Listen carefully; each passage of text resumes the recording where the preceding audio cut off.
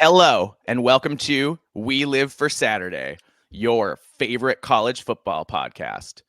I'm your co-host, Mike, and with me today is special guest host Ryan, who I knew until about 5 minutes ago as at B-Town Bucket Boy on Twitter. Howdy, howdy. How's it going, man? It's going good. Coming to you live from the city of Broad Shoulders, a very cold day in Chicago. We got our first snow for today. It's coming down really hard earlier. Nice. So I've got the sweater out. I'm a little bit, seasonal now. I'm excited. That's awesome. Yeah, we got our first snow in Minneapolis yesterday. There you go. So it was just a dusting. Wasn't anything, significant, but it's fun to see. My thing with if it's going to be cold, I want there to be snow. Exactly. At least then it's pretty. It's not worth it. It's not worth it if it's otherwise. Yeah, because otherwise, when it's cold and brown, it just looks like a post-apocalyptic wasteland. Like everything died and nothing's left. And that's just not cool. But you put a layer of snow over the top of that. Everything looks awesome. So you got to get into like Russian like synth rock or stuff like that for those kinds of days. I don't know if you like Molchat Doma or anything like that. No, I'm unfamiliar. When it's a real, like, they're a Belarusian band. They're really cool. Okay. When it's like a nice, really gray, gross, Midwestern winter day, put on Molchat Doma, you'll feel good. Awesome. I will keep that in mind. So that we've got all kinds of recommendations here at We Live for Saturday. We are not just a football podcast. We're really a life podcast. Exactly.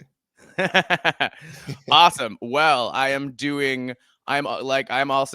really excited, living the dream. We are about 48 hours out from a weekend of college football, the penultimate weekend.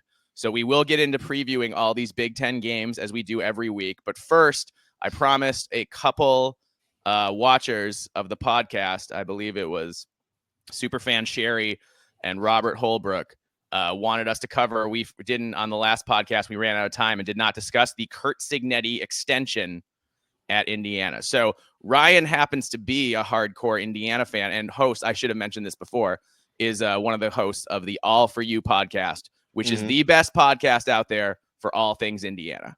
Thank you. If you're not listening to All For You, if you're trying to get ready for this Saturday's game, check out the All For You podcast. They have everything covered great. Much appreciated. Yeah, I mean, I'm glad to be on here when we're talking about so much important Indiana stuff. You went out and grabbed Indiana's strongest yapper. So nice. I'm pretty excited to talk about, obviously all the Big Ten, but this Curt Cignetti extension is huge. It's 8 years, averaging $8 million annually. And then there's like a bunch of like retention bonuses and everything. It all rounds out roughly to $72 million, which I knew was in Indiana's bag, right?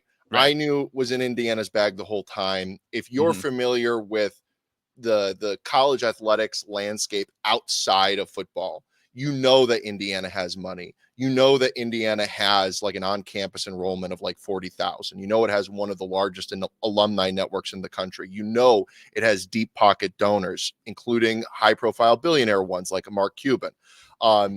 This was always in the cards, but you've only ever seen Indiana flex this muscle for basketball, which is a lower rent sport. And so for years and years and years, in fact, all of Indiana's history, it has been a deliberate choice for most of that time to not invest into football. And so I was kind of snickering when I would hear all these other fan bases say like, oh, well, Cignetti's going to be gone in a year. Oh, he's going to have one good year at Indiana, and then he's going to run south or run to Ohio State or run to Penn State. And I was like, Indiana's going to give him a competitive offer. And it seems like from all indications that his family, especially his wife, loves Bloomington. He loves what's happening to him and his staff. A lot of his staff has ties to the Midwest and to Indiana. So it just seems like a perfect marriage. And the only other place that actually did scare me in terms of sniping him away was going to be Penn State, just because he is a Yinzer. And depending on his feelings towards the big brand in the state, whether he's more of a Pitt guy or a Penn State guy, or his family's a West Virginia guy, I just didn't want to take that chance. If they were to move on from James Franklin, our staff is full of Yinzers. I mean, for God's sakes, like, we've got terrible towels now. Like, that's our thing. We're doing the towel. So I'm glad that we locked them up. This is Indiana, making the actual real dollar investments into football. And yeah, it's going to be awesome. We found our Mark D'Antonio. For sure. Yeah, it's well, I'll tell you something. When many coaching cycles ago, PJ Fleck was the hottest name, the way Curt Cignetti is the hottest name now. Mm-hmm. And after taking Western Michigan to the Cotton Bowl and narrowly losing to Wisconsin and going 13-1, and everybody told us, "Oh, PJ's going to have a good year and he's just going to bolt," and that was 8 years ago. So, and obviously we had that year in 2019, sort of like we didn't quite reach the heights you've gotten to, but we got pretty close. Ended the end of the year ranked in the AP top 10, won games, all that stuff. So, but PJ stayed, and it seems like Curt Cignetti is going to stay in Bloomington. So that is exciting news for the Hoosiers, sure. And I think it pretty much ensures, a decent level of success going forward, because Curt Cignetti still has, I tell people this, and I don't think this gets as much attention as it should. Curt Cignetti has never had a losing season. Mm-hmm. 4 rebuilds, 4 of them. And he's never had a losing season. That's crazy. Yeah. That's crazy. Even the greatest coaches, generally, that first year is kind of rough. Yeah. But for whatever reason, Cignetti has been able to, identify talent, obviously coming along with the transfer portal being where it is now. He's had an advantage over coaches in the past and being able to, bring in more existing players from his old team and stuff like that. But you gotta hand it to him, and we will. Obviously, the game of the week is Ohio State and Indiana in the Horseshoe. So that will be we will talk about that one in depth. But before we go there, I don't want to jump ahead. Let's go back and take these games more or less in order. So you ready to review some Big Ten football? Oh boy, am I ready. All right, let's do it. First up, on Friday, November 22nd, we have the 1-9 Purdue Boilermakers heading to East Lansing to take on the 4-6 Michigan State Spartans. This is a 7 p.m. game on Fox. The line is Michigan State by 13.5. Excuse me. After a 3-0 start to the year, Michigan State has only won 1 of its last 7 games. Now, that win was an impressive upset bid over Iowa. That said, the Iowa game was a month ago now. Since then, they put up a fight against Michigan, got annihilated by Indiana, and dominated by Illinois. With a remaining game against Rutgers, Sparty is still clinging to the hope of getting bowl eligible. In order to have a chance, they have to beat a Purdue team that hasn't won a game since the opening week of the season against FCS Indiana State. Where Sparty has been bad, Purdue's been far worse. The Boilermakers played competitively in games against Northwestern and Illinois, to their credit, but every other game they have gotten blown out. Purdue is a historically inept team. Out of 133 FBS teams, Purdue ranks 130th in scoring defense and 128th in scoring offense. Those are by far the worst numbers of any team in the Big Ten. I don't know any other way to say this except that Purdue isn't just the worst team in the Big Ten. Purdue is one of the worst Big Ten teams I have ever seen. Full stop. That said, Michigan State only ranks 121st in scoring offense. So they've been pretty futile as well. The difference is that the Sparty defense is the relative outlier here at 72nd in the country, which isn't great, but it's average-ish. So neither team does well on offense. That said, Aiden Childs, QB for Michigan State, has a big arm, can make plays. He also throws way too many picks with a touchdown interception ratio of 10 TDs to 11 picks. He's also been sacked 26 times. That's the bad news. The good news is that he has some targets to get the ball to, like dynamic Frosh, wide receiver Nick Marsh, and veteran Montori Foster. That's better than anybody Hudson Card has to throw to. Card for Purdue has thrown for just over 1,200 yards for the entire year. He's completing under 60% of his passes and only averages 6.7 yards per attempt. His top receiver is tight end Max Clare. And while Clare is good, none of the actual wide receivers can get open or make plays. So, Ryan, how do you see this one playing out? Oh, boy. All right. I have to take off my Indiana hat and put on my objective journalism cap for a Yep. moment.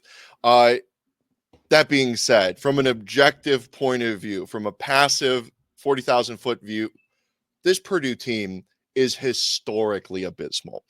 And it's not just that they're historically abysmal. They haven't just gotten their butts handed to them throughout most of their games. They have set five all-time series margin of defeat records this year. Wow. Against, now, two of them were against Oregon and Oregon State, which they haven't played that much. But yeah, but everybody else they played. Exactly. Like they set the largest margin of defeat against Notre Dame, which is a rivalry for them. Yep. Wisconsin, which is a game that is their bugaboo, right? Like it's their thing that they just can't shake. And then the last one was Penn State. That was the largest margin of defeat that they've had in that game. The largest margins of defeat against Michigan State and Indiana are now the largest, like the last things left in this season. They are, historically bad. They had to fire their OC throughout in the middle of the season, and they have Ryan Walters calling offensive plays. Now, he's actually been pretty solid calling offensive plays, so that's kind of interesting. But they're just absolutely stuck in the mud. Ryan Walters' strategy of trying to take, backups from Georgia and other SEC programs, the polar opposite of Curt Cignetti's approach to the transfer portal, which was take starters, take guys who have been productive on teams, people who are more proven, even if those are from lower levels of football, right? Ryan Walters is going to the highest levels of football and grabbing guys off the bench. The thing is, players play, and not everybody is on the bench just because the room's so competitive. Sometimes people are on the bench for the right reason, right? And so sometimes they're not putting the work in. Yeah, exactly. And that's kind of what Purdue is figuring out. And they've been having a lot of guys missing from injuries throughout the season. They've just been completely, like a lead balloon. On the flip side, Michigan State is doing a rebuild the right way. Jonathan Smith is a really good coach. He has a really good coaching staff. He's brought over a few pieces from his previous stop, 3 guys, a center, a tight end, and then obviously Aiden Childs. Those are 3 of the best players on the team. And so he doesn't have that same core nucleus that Cignetti was able to bring over to really jumpstart that program. But you see the way that they're growing throughout the season. And like you said, that Iowa win was a real eye-opener for me. That made me a little bit scared going into our game against Michigan State. And for one quarter against Michigan State, you could see that they had athletes at some positions that were able to out-athlete Indiana for a quarter. Specifically, I'm thinking about on offense, Nick Marsh is one of the most talented wide receivers in the Big Ten. He kind of is like only a frosh. Yep. He's kind of like a diet Ryan Williams down in Alabama. They have a very similar play style. They're both supremely athletic and agile. They make those kind of ballerina moves that just make you say, wow. Obviously, Aiden Childs looks like a blue chip redshirt freshman quarterback. Yeah, he's got a huge arm. Huge arm, effortlessly mobile, but make some mistakes. And that's something that you're just it's part of how you have to play with a redshirt freshman quarterback. The two of them can combine for some absurd plays. On the defensive side of the ball, look out for, I believe it's Charles Brantley. Charles Brantley is a true lockdown corner. He was giving Curtis Rourke fits in our game against him. I don't want to center everything around what it means for Indiana, but I just know that he got knocked out of our game pretty early, but in the 1 quarter and a half that he played, he had 3 targets, and each of those targets was a pass breakup. He was absolutely in the hip pocket of all of Indiana's wide receivers. If they had 3 Charles Brantleys, they might have won that game. But this is kind of why I wanted to bring up that Indiana game. They got really injured from the Indiana game. Obviously, Aiden Childs was sacked a ton during that game, left the game early. They also lost Charles Brantley very early in the game. They lose defensive linemen. I think they lost another guy in there. So even though they had the bye week after that Indiana game, I don't know how healthy they could have gotten going into that Illinois game. I know a lot of those guys played, but how healthy were they? We're at that point in the year where everybody's injured a little bit. So, that Illinois game, Illinois, man, they just can't keep getting away with it. We'll talk about them in a minute, but they just got to face a Michigan State team at a very vulnerable position. I think in this game, it's going to be no contest. I think it's going to be Michigan State all the way. They're a tougher team. They're a team that has a much surer identity. And right now, Purdue's biggest, thing on the front of their mind is Ryan Walters going to get fired or not? I think your average fan would say, of course he's going to get fired, but their AD. But it's only been 2 years. Well, not just that. There's some court politics here. Their athletic director, Babinski at Purdue, has a planned retirement this summer. Right. He doesn't want to spend his stretch run. He's on his goodbye tour. He doesn't want to hire a new coach. Exactly. He doesn't want to do a head coach hire as a lame duck. So they might be stuck with Ryan Williams for another season. And that means flushing all of the coaching staff. And then that means you have to give those guys that you bring in like 2-year promises, right? In order to have a competent staff. So it's like things are dire in West Lafayette, man. Yeah, it happened fast. I think that, Purdue's been historically inept most of the time, pretty much all the time since Joe Tiller left. Jeff Brom was an exception, and he's an exceptional coach. Yeah. And I think he papered over a lot of the issues. But that whole AD is broken. I mean, the fact that they can't even paint their end zone correctly, and it's costing them in games, shows the dysfunction comes from the very top.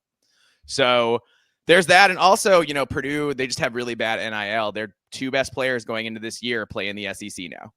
Yeah. And if you can't afford to keep your best players and you're already struggling, it's just what's alarming is that Purdue went 3-9 last year, but they really improved as the year went on. Like by November, they were playing pretty well.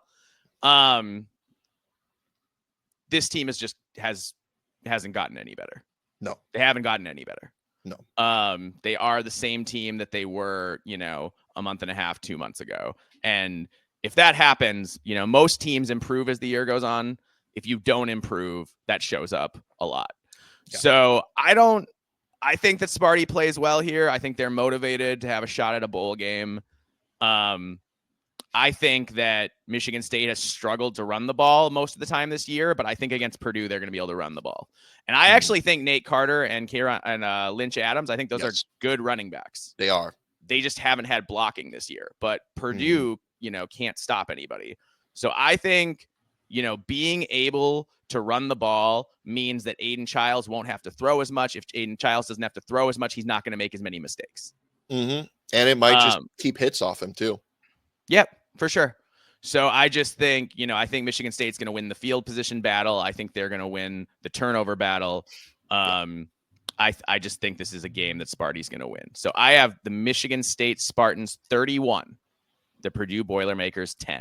Well, what did you have for a score, Ryan? Ooh, a specific score prediction. Actually, I don't have that off the top of my head. I think that. Humor me. I think that Sparty. Okay, I think that. Give me Michigan State 38, Purdue 24. I think Purdue shows a little bit more life than you would anticipate, and that's mostly because of this. This is Purdue's one chance to make this competitive. Yep. In years past of college football, this would be the point where the bottom comes out and the team quits and everything gets really toxic. Yeah. Right now, with the sport semi-professionalized, you talked about how Purdue's best players from last year are playing in the SEC. Yeah. As of right now, that's kind of not going to happen for a lot of these guys because the team has been so bad and they have been so bad. Yeah. There are a lot of players similar to in the NFL when you have a team that's tanking. The professional players aren't tanking. They're auditioning for their next job. Right. And so for Purdue, there are going to be a lot of guys on that team, like a Devin Maccabee, who's having a sneaky good year still. Like a Thieneman, who, the luster might be off him, but he still probably has enough brand value to be able to go somewhere else if he wants to. They're playing potentially for maybe their next NIL back. Yeah. Yeah, that's a good point. That'll be interesting. We will see who was right. All right. Now we're moving on to the rest of these games will be played on Saturday, November 23rd. This first one is the big one. We've got the number 5, 10-0 Indiana Hoosiers heading to Columbus to take on the number 2, 9-1 Ohio State Buckeyes. This is an 11 a.m. game on Fox, or else also known as the big noon game. The Mhm. line is Ohio State by 13.5. News broke this week that star Ohio State center Seth McLaughlin tore his Achilles and will miss the remainder of the season. Yeah. This is a terrible blow for an offensive line that already lost its star left tackle for the season. So they are down basically their two best offensive linemen. Yeah. So we're going to find out what kind of O-line depth Ohio State truly has. I hate to see a season-ending injury at any time, but particularly in a practice, man, that's so rough. So, yeah, I hope that McLaughlin, I hope he heals quickly, and comes back stronger than ever and all that stuff. You feel for him, you work all year, and then to, get hurt now on what was a freak accident, I'm sure it sucks. Mm-hmm. So, all of that said, this significantly weakens what should have been an advantage for Ohio State, which is line of scrimmage play. I still think Ohio State has an advantage on the D-line, although Indiana's Mikhail Kamara is a star in his own right and will be a lot for OSU to handle on Saturday, especially now that McLaughlin is out. Still, the Buckeyes are the number one scoring defense in America for a reason, and a lot of that comes down to how formidable they are up front. For the Hoosiers, this season's played out like a Disney movie. A new coach came to Bloomington, immediately found a way to field a team of scrappy overachievers who do nothing but win football games. But that's where the movie comparisons end. Because if this were a movie, Indiana would be playing a bunch of close games with dramatic finishes. But they haven't been. The game against Michigan is the only close game they've had all year. This Indiana squad has run roughshod over their schedule up until now. The question is, what will Indiana look like against a team? I mean, this is the question anytime anybody plays Ohio State. How do you look against a team that recruits at a top 3 level perennially? Yep. And a team that recruits better than anyone in the conference, that recruits that there's only the only teams. I mean, it's, Ohio State and Alabama and Georgia, and then kind of everybody else for recruiting. Yep. So when you play Ohio State, it's a different animal. So I'm really excited to find out what this Indiana team looks like against Ohio State. That said, these teams are somewhat similar. Both play very good defense. The Buckeyes appear to have more defensive upside, but the Hoosiers play as a unit and flat out get the job done. These teams are almost mirror images offensively. Both have highly impressive senior transfer QBs who are putting up big numbers. Both have 2 talented running backs and almost seemingly unlimited talent at wide receiver, both schools. Both appear, and that's crazy in this day and age, particularly for Indiana. Yeah, Indiana's lost 2 wide receivers to the mid-season transfer portal, and we're still one of the deepest rooms in the conference. So I thought Donovan McCulley was going to be awesome this year, and he can't even get on the field. I know. Well, he's gone, unfortunately. No, I know, but that's what I'm saying. He couldn't even get on the field, and that says something. I mean, I think he's going to go to Michigan now. Like, it says I hope something. He doesn't. Yeah. I don't like when Michigan wins either. It was a long year last year. I'll say that. But we gave Michigan their due because they deserved it. All right. Both teams have suffered setbacks along the offensive line, and both are now 1 win away from facing Oregon in the Big Ten title game. At the end of last season, Curt Cignetti, before the Big Ten title game, I'll never forget it. He went on TV, interviewed as a new hire, and he guaranteed that Indiana would be playing in this year's Big Ten title game. Guaranteed it. The season wasn't even over yet last year, and he said, we're going to make the title game. So will he make good on his word? The fact that we're asking that question this deep into the season shows that it's already been a resounding success in Bloomington. Yeah. But Indiana didn't come all this way just to feel good, no matter what the Joey Galloways of the world say. They are here to win. Curtis Rourke has been a legit Heisman contender all year, in my opinion, and deserves to go to New York. And I'm on record saying that. His stats are phenomenal. Over 2,400 yards passing, 72% completions, an insane 10.1 yards per attempt. 21 TDs to just 4 picks, 10 sacks. Not to be outdone, Ohio State's Will Howard has nearly 2,500 yards passing, is completing 73% of his passes, 9.7 yards per attempt, 24 TDs, 5 picks, and also 10 sacks. Mm-hmm. Folks, those are remarkably similar numbers. Jeremiah Smith and Emeka Egbuka lead the way for the Buckeyes' deep receiving core, just like Elijah Surratt does for Indiana. So, Ryan, what do you think about this, the biggest game in Hoosier football history? It is. It really is. And it's a low bar, but this is certainly, worthy of being. I mean, you went to the Rose Bowl game. In the 60s, so yes. it passes that. So it's a high enough bar. To get to that Rose Bowl, the Heart Attack Hoosiers of 1967 had to beat the number 2 Boilermakers in Bloomington, if I'm remembering that history correctly. Yeah. So I'm still annoyed that you went to the 67 Rose Bowl over us. I'm just saying. Yes, it was a 3-way tie in the conference between Indiana, Minnesota, and Purdue. And because of tiebreakers and like who had gone last. We had been there in 61 and 62. And so you didn't miss much. You missed being OJ's first on-field victim. So, it is what it is. But this is such an incredible game. Like you said, Indiana and Ohio State match up so remarkably well. We're such similar teams in the sense that there really aren't weak points on either team, right? The offensive lines, I think offensive line edge, even before the injury, you'd have to give it to Indiana. Defensive line, at least in terms of productivity, I think you would have to at least call it a wash between at least the front 4 of Indiana and the front 4 of Ohio State. I know a lot of Ohio State fans are a little bit disappointed with JT Tuimoloau and Jack Sawyer's performances to this point in the season. I think that they're still fairly dominant and control the games, but they're still, remarkably talented. Tuimoloau has 8 sacks. It's not like he's been bad. Cut out. Hold on. Could you talk for a second? Yeah, for sure. I was saying Tuimoloau has he's got 8 sacks. It's not like he's having a bad year. Yeah, exactly. But I mean, when you're an Ohio State fan, if you're not, if you're not Chase Young or Joey Bosa, exactly, and you're not blowing teams out 77-3 every game, something's going wrong. Right.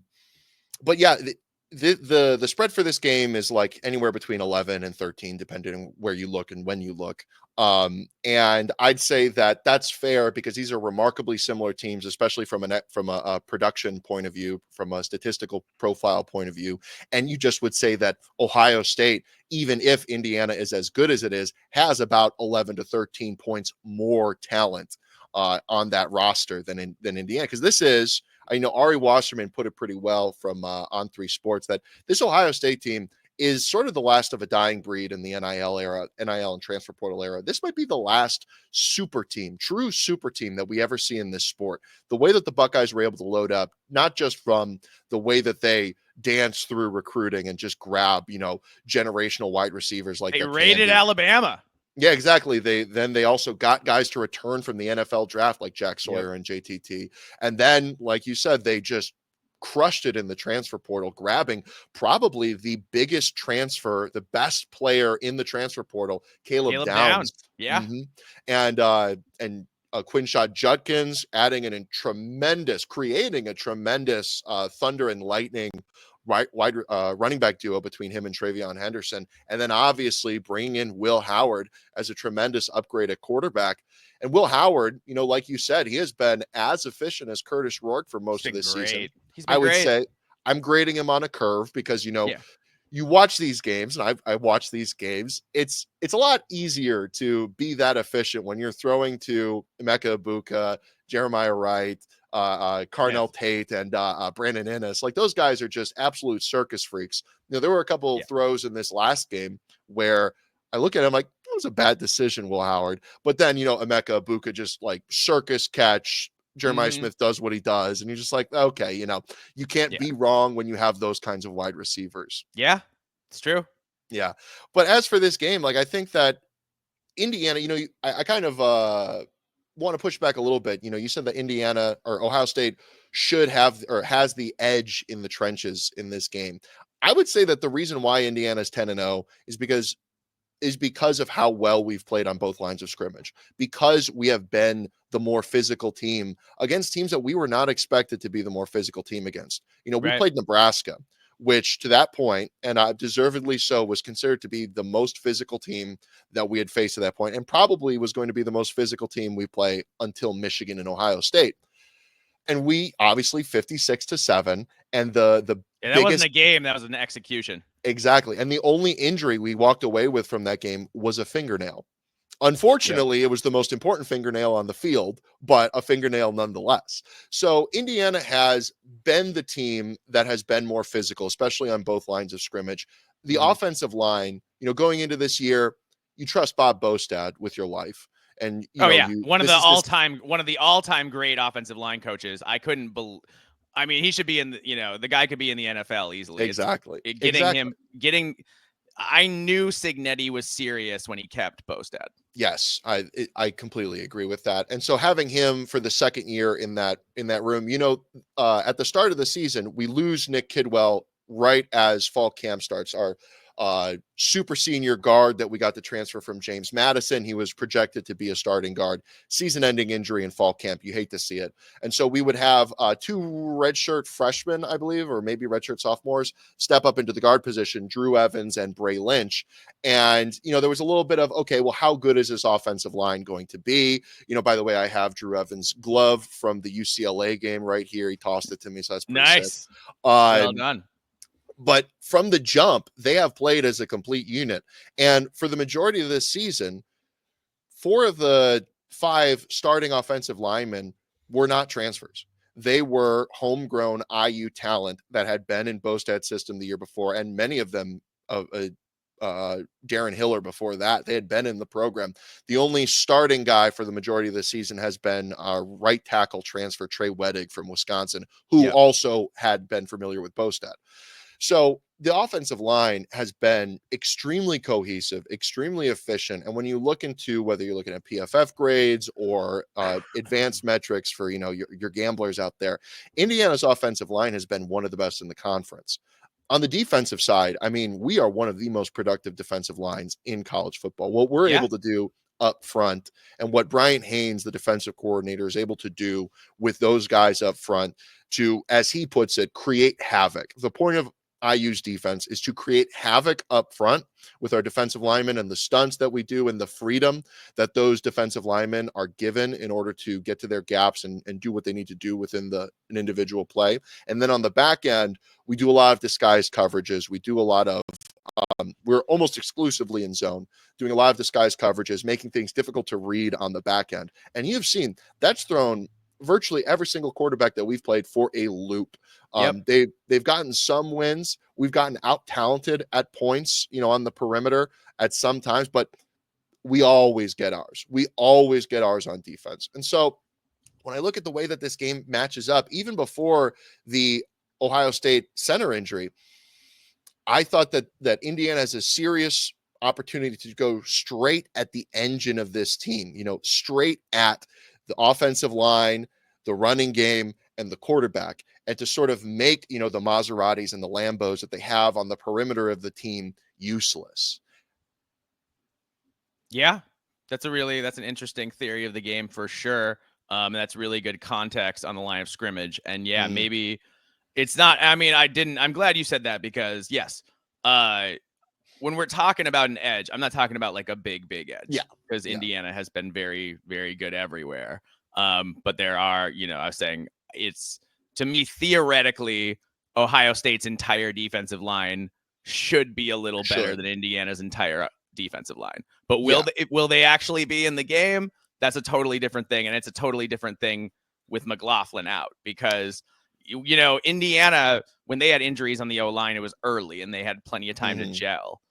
This happening midweek, that throws you for a big loop, and I think is a problem. Go on. Sorry, and IU fans are actually going to be fairly sympathetic to Ohio State fans for McLaughlin's injury because Drew Evans, starting right guard, who has been balling out all year, the Thursday night before the Michigan game, got a season-ending injury in practice. And so we had to elevate Tyler Stevens, who had been backup all year, to that game. And when you look at why Indiana played so close and in the second quarter really looked like we got out physical, because we did, a lot of that is due to the fact that Tyler Stevens just wasn't game ready. Wasn't game ready to go up against, Mason Grant or Kenneth Grant and those guys. Few of the best D tackles in the country. Yeah. Future Pro Bowlers, not even future millionaires, future Pro Bowlers. Yeah. So, quite the tall task. And so we know what Ohio State's going through. And the last thing I'll say on Ohio State's offensive line, I like to use the metaphor of the ship of Theseus when it comes to sports teams a lot, as like things change over time. And are they the same thing at one point to the other? Ohio State has gone through so many iterations of this offensive line. It kind of seemed like when they had to go into the Penn State game, everybody thought their offensive line was dead in the water, and they had to bounce. Because of how they played against Nebraska. Yes, and they bounced Donovan Jackson out to left tackle. They put Connor Hinsman, I don't know his first name, to left guard, and then they had obviously McLaughlin at center, and that combination worked, and it's worked for 2 or 3 games since, and it's been really good for them. Now, if you would have asked like the Ohio State team, who's the MVP of this season, I think either first or second would have been McLaughlin. Yeah, and he's been incredible. He's been I was critical. skeptical when he transferred because he had the snap problem at Alabama. Snap problem. Yep. That buy low, sell high. I'm of the opinion that centers are the second most important position in an offensive line behind left tackle. Yeah. Because your center is your quarterback's co-pilot. Yeah, they're making the call. They're making calls. They're giving direction. They're doing all kinds of stuff. Exactly. And so when you look at that, playing without a veteran center is a lot like trying to throw a ball without an elbow. He's just the thing that makes it work, especially like pre-snap reads and adjustments and stuff like that. And especially for a quarterback like Will Howard, who is an extremely efficient distributor. He needs that co-pilot. He needs that guy calling out coverages and helping him, especially against a team like Indiana, who's going to be throwing a lot at Will Howard. Now, that being said, Hinsman spent most of the season as the backup center. He was the center last season. He is not inexperienced at center. And so they're going to be elevating, it's some kind of Norwegian name. I don't know. I wasn't sure how to pronounce it either. Stierland or something like that. It's a left guard. I'm not even going to give it a shot. And but he is going to, and he hasn't played that well this season, but he's also going to be playing in between the two guys who've been playing left guard this whole season. So when you look at how like an offensive line is supposed to work, I think they'll be challenged and I think they'll be vulnerable, but I don't think it's going to be like you kick down a rotten tree in the woods type of vulnerability. Right. Yeah, no, I think that's a really, really astute point. And I don't think they're going to fall off a cliff either. I mean, the advantage when you recruit the way Ohio State does is that you have a lot of guys who can play. Yeah.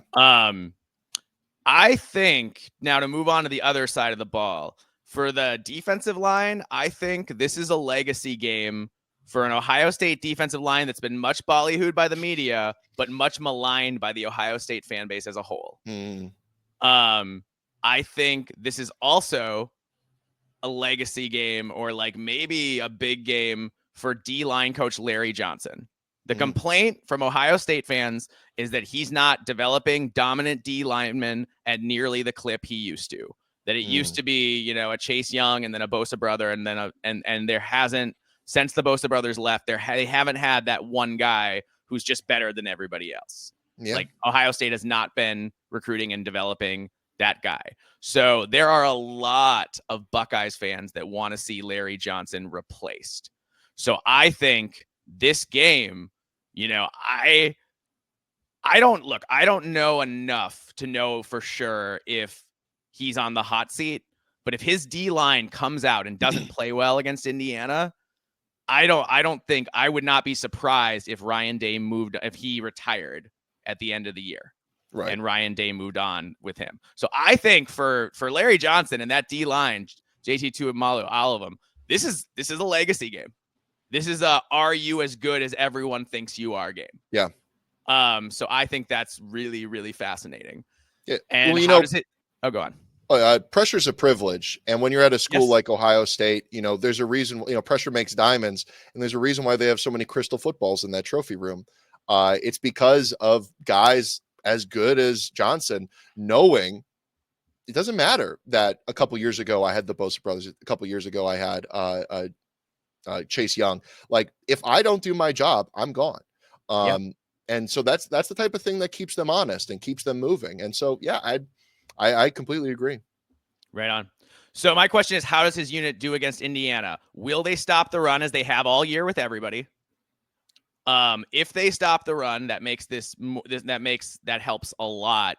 And then in the efforts to harass Curtis Rourke, because so I think those things come hand in hand. I think if you can stop the run and make Indiana predictable and put them in second and third and long a lot, that's going to give you a chance to rush the passer and maybe get Rourke off his spot, maybe, have some success that way. But will Indiana roll over them the way they've rolled over everybody else aside from Michigan in the second half? That's totally possible too. So I'm really interested in that. I think that's the biggest key in this game, because both teams are so great at the offensive skill positions. I think both teams are going to score points. So the question for me is, which O-line does a better job protecting the quarterback? Which D-line can generate the most pressures and sacks and potentially force, quarterbacks into a turnover-worthy throw? So that's kind of where I think this game's going to be won and lost. Like, I could talk all day about Jeremiah Smith and Emeka Egbuka and Elijah Surratt, but but the point is, I don't think either both secondaries are very good. I don't think either secondary is ready to take on what they're about to take on. I look at like Denzel Burke has been a liability for Ohio State this year. And Igbinosun has been a PI machine. Yes, that's a good point. So I think, Curt Cignetti is going to find ways to get Elijah Surratt one-on-one with those guys. And who wins? Who wins those one-on-ones? Like, that's going to be really interesting to me. I think Indiana is going to win a lot of those one-on-ones. So I think if Ohio State's going to win this game, I think they have to score a lot of points, because I just feel like, I know Indiana only scored, 22 against Michigan? 22, something 20. like that? 20. Yeah. I know they only scored 20 against Michigan, but I just don't think this is going to be that kind of a low-scoring game. I think this is going to be a little more wide open. How do you break this down? What are your other thoughts? And then curious about who you got winning this game. I totally agree about how important it is for Indiana to keep the run game alive. We don't have to depend on the run game. We don't need 5 rushing touchdowns like we did against Nebraska, even against, as physical of a front as they were. For the Michigan game, I'll add a lot of context to this. There were some unfortunate casualties of the physical game. Obviously, I talked about how we were down starting guard for that game, and the first half to the second half was a completely different game. Indiana went up 17 points, in the first half, and then in the second half we got 3. And that's because we got completely shut down on offense. That was mostly because of the offensive line, and because Justice Ellison suffered a hit of some kind that kept him out of the game for several drives and sort of slowed down our running back stable and the way we like to play ball. They did a really, really good job of just matching our physicality, and that was something I don't know if we were ready for at that moment, but we'll see. I think that we're going to be able to keep a run game alive during this game, mostly because we love running off of the RPO. And I like to describe Indiana's offense. There's no frills. There's no magic sauce. There's no chalkboard wizard magic. Like, we do exciting stuff, but the bread and butter of it is RPOs with slant routes, quick slants, and just seeing and just having an extremely veteran quarterback who's seen every kind of protection and coverage and stunt that you can throw at him, be able to read and diagnose that and just do it automatically. And that frees up the running game, that frees up the passing game. And then when that isn't there, every news media person is talking about this, he is able to deliver an extremely accurate back shoulder ball to guys on the sideline. So I think Indiana will be able to move the ball. Obviously, against those future millionaires, there's going to be a lot more dead drives.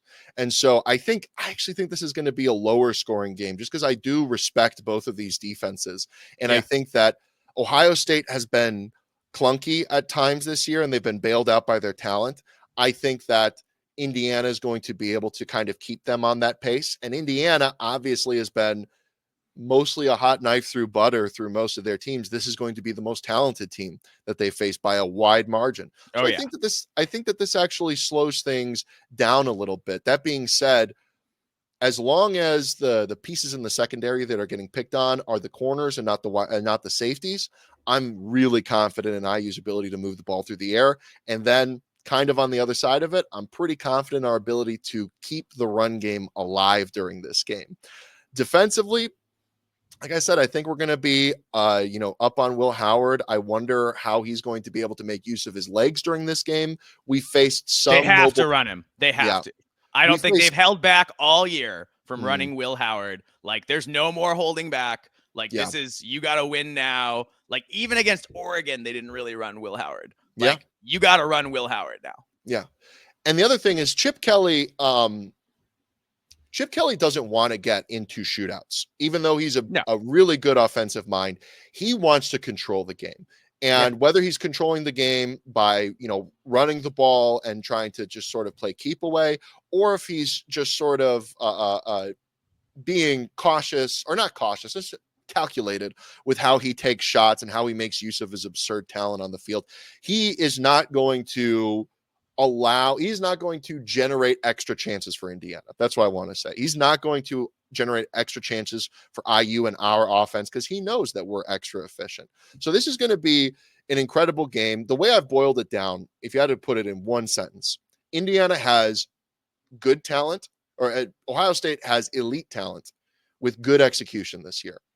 Indiana has good talent with elite execution, right? Yeah. It's the flip side of the coin. So which of those shows up and which of those matters this Saturday? Yeah. So who you got? I've got to go with my Hoosiers. On our show, sure. I projected, we all had razor thin margins for the score on this. One of us had 27-24. One of us had 24-23. Me, I think 31-27. And one of my players that I'm going to expect to be a hero of this game is Nico Radicic, Indiana's kicker. He is a true sophomore kicker. He was a Coles 5-star, and we have really not utilized him. There's kind of a rumor, or not rumor, but there's a general consensus around the program that they don't think that he has the leg to go distance kicking. Sure. But we finally were put in a position where we needed to utilize him against Michigan, and he nailed like a 37 and a 41 in clutch situations. And so I think in this game, it's going to be cold, it's like mid 40s in the forecast, noon.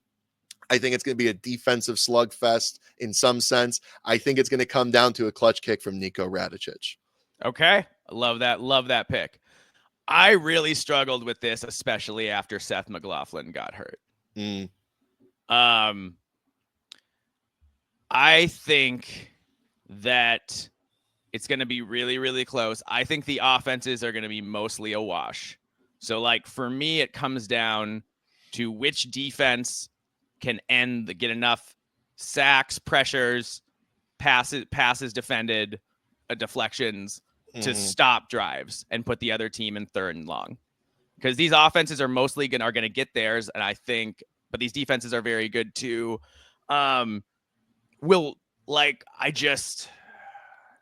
really want to pick Indiana in this one. I really, really do. I just wonder when the game is on the line, I think JT Tuimoloau on defense and Jeremiah Smith and Emeka Egbuka on offense, who are both legit number one receivers, are going to be it's going to be just a little more. I think both teams I think they're going to be turnovers in this game that are unexpected for both teams. Because I think in a big game, everyone's going to be a little tight. I wouldn't be surprised if we see turnovers in the first half, particularly before everyone gets warmed up. I think that's going to lead to a couple short fields, and whether or not you score on a short field when you get it might decide who wins and loses this game. So I think Ohio State does just enough. So I've got the Ohio State Buckeyes 34, the Indiana Hoosiers 27. That said, my significant other comes from a big Indiana Hoosier family. And so if the Hoosiers host a playoff game, I have a ticket locked up. Really? Yes. That's interesting. See, I'm in a position right now where I've just gone to I've gone to 2 away games and I've gone to a home game. So my IU football budget is a little bit taxed. So I'm hoping we win this game and then we go to Indy, because that's going to be a lot easier for me. And obviously I would love to win the Big Ten, but it would be a lot easier for me to do that than to make another trip down to Bloomington for, an insanely expensive game. I think the tickets for the IU Michigan game were the cheapest was $250. It's crazy. Mm-hmm. It's wild stuff for sure. Awesome. Exciting times. I cannot wait to watch this game. My only regret is that I'm only going to be able to watch the first half. You got a Friendsgiving? No, the Gopher game. Oh, wait. Oh, is it 2:30? We'll get to it. We aren't talking about it yet, but yeah. No, but is that okay? Is that going to cut into the game? Well, I need to get there early enough. Oh, right. You go to every game. I forget about that. I go to all the home games. Right. No, that makes sense. No, I'm going to be doing a Friendsgiving day nice. with a lot of Hoosier fans. I've currently am tasked with the main dish, so I'm going to be making beef bourguignon. So I love that. I thought you were going to say you were making a turkey. No.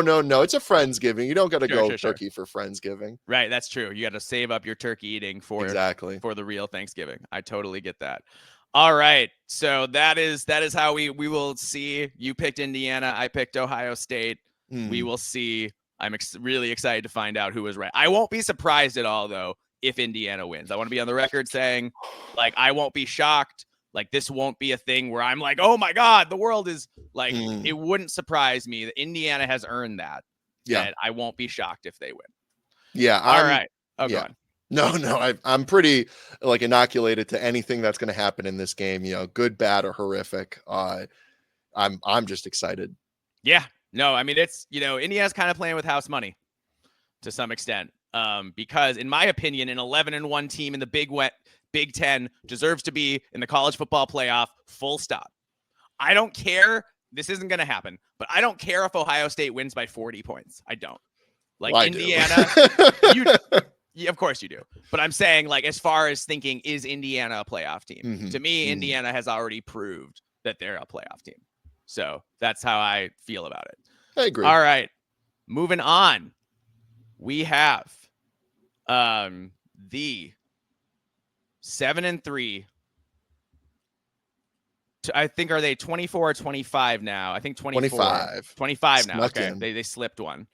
Illinois Illini versus the 6-4 Rutgers Scarlet Knights. And I am embarrassed to say that I totally failed to write down both the time and the network like I always do. 11 a.m. Well, 11 a.m. Central, noon game on Peacock. Yeah, and we live for Saturday. We only do Central Time. It's God's time. Perfect. We are on Central Time. So yeah, 11 a.m. game on Peacock. Thank you so much for that, Ryan. So anyway, Greg Schiano saved the season. The Rutgers Scarlet Knights looked rudderless and terrible going into their bye week. Now they've gotten 2 victories straight coming out of the bye. The Scarlet Knights are bowl eligible for the 2nd consecutive year. When you consider what a punching bag Rutgers has been in this league, that's pretty impressive. Rutgers has always run their offense through star running back Kyle Monungai, but since their bye week, their passing game has looked a lot better than it looked earlier in the year. Can they keep that success going against the Illini? For Illinois, it's been an impressive year despite a relatively weak run blocking O-line by Brett Bielema standards. We talk all the time about how QB Luke Altmaier has taken a huge step forward. Without a dominant running back, it's been wide receivers Pat Bryant and Zachary Franklin who have provided this squad's offensive pop. This is another interesting game. These teams are both, now that Rutgers is healthy, they're pretty good defensively. Illinois is a defensive team first. So, Ryan, how do you see this one breaking down? Yeah, I'm I'll take my badge as an Illinois hater, especially this season. Okay. I'm a doubter. I'm a hater. I am especially hating how they've stolen a lot of early poll momentum away from Indiana with their very cheap ranked wins that Indiana didn't get to have those cheap ranked wins. Kansas. Teams that shouldn't have been ranked. Yeah. Yes. And Nebraska should have been ranked, but I mean, come on. And then Michigan, they got to play Jack Tuttle, Michigan. We had to play Davis Warren, Michigan. We had to play them when they figured it out. They're in back. Jack Tuttle, Michigan was the worst Michigan this year. Yes. Worse than Orgy. Yeah. And so and everyone gives them credit for like not soiling their pants when they played at Penn State. It's like, that's not enough. They're a good team. They're a good team that's gotten extremely fortunate bounces in terms of like who they played, how they played, and when they played. Oh, super favorable schedule. As favorable as you'll ever get. Yeah. And not even like favorable as like who's on it, but like I said, how and when and all that. Rutgers is the exact opposite, man. Rutgers was my dark horse in the offseason. I really thought everybody's dark horse. Yeah, I thought they were going to be 9-0. I really thought, I did the game planning. I thought there was a not too crazy way for Indiana and Rutgers to box out everyone else and meet in Indianapolis. Interesting. That was my ultimate chaos scenario for the season. And then I had Rutgers winning 8 games because, well, I'll tell you why when it gets to my time. But keep going. But they start the season, and right as they're about to kick off, I think it was Mohamed Toure. Yep. Their like heartbeat of their defense goes down, season-ending injury. Yeah, that was like that's just, for Indiana fans thinking about how like 2022 happened, Cam Jones, heartbeat of our defense, we lose him against like week 3, and it just ruined the season. And it was a similar situation. Rutgers is like pound for pound the most physical team in the Big Ten, and Torrey was a huge part of that. Yeah. And they've struggled to sort of get there. And also, I don't agree with them getting rid of Gavin Wimsatt to bring in the Greek Ethan Kaliakmanis. I just disagree with it fundamentally. I think they had an identity with Wimsatt and Manungai. They ran the ball better with him because he was a threat to run the ball. Yes, like Rutgers with Wimsatt and Manungai were one of the most punishing teams to play against. And you just get rid of that to try and chase, kind of like Michigan, to try and chase a team that you're just not equipped to beat. So they've had, a difficult season. Like you said, they've gotten more injured, less injured. Now they're less injured. They have a stronger identity. Ethan's come into his own a little bit. They're in Shai Stadium. They're in Piscataway. To me, this is a no-brainer. To me, this is wrong team favored. I know it's only by 1 score, but give me my Scarlet Knights. All right. What do you think the score is roughly? I think it's going to be 27-23. It's going to be a field goal fest, especially with Brett Bielema on the other side of it. I think that Rutgers is going to put a flag down and say, like, this was supposed to be our season. This was supposed to be the year where we had a Cinderella story, and that got ruined. And now we're going to ruin Illinois' attempt to salvage a Cinderella season. Yeah. All right. That's interesting. That's a really interesting take. I'm going to tell you what I think. Ethan Kaliakmanis has been way too inconsistent in his career for me to believe he's turned a corner and is just consistently going to be above average now. I am not sold. I don't buy that for a minute. I think Rutgers offensive coordinator Curt Cignetti broke out a lot of new stuff after the bye, including they used 10 personnel for the first time all year. Didn't use it at all, then ran primarily out of it. So, and they had some curveballs for Maryland left in the bag. I just think, and I know Curt Cignetti pretty well, I think he's out of major offensive innovations for the year. I think he burned them up out of the bye, and what you see now is kind of what you get. So I'm glad Demir Miller at wide receivers has played better of late, and I think he'll do some things on Saturday. But ultimately, I trust Luke Altmaier and the receiving duo of Pat Bryant and Zachary Franklin a lot more than I trust Ethan Kaliakmanis and what appears to be a somewhat limited Kyle Manungai. That's the other thing. If I thought Kyle Manungai was 100% healthy, then maybe I picked them to win this game. But Manungai was clearly limited just last week. Is he fully healed? Rutgers needs him to be his explosive self if they're going to win this game. So I think this is a classic Bielema game. I think he rallies the troops. I think he executes a fake punt at some point. I'm predicting some sort of fake punt or field goal. That's very much a Brett Bielema kind of thing to do. Whether or not it works will probably define if they win this game or not. I think it works. I think Bielema is one of the best coaches in the Big Ten, even though I can't stand him for any number of reasons that I won't say on the air because they're not appropriate.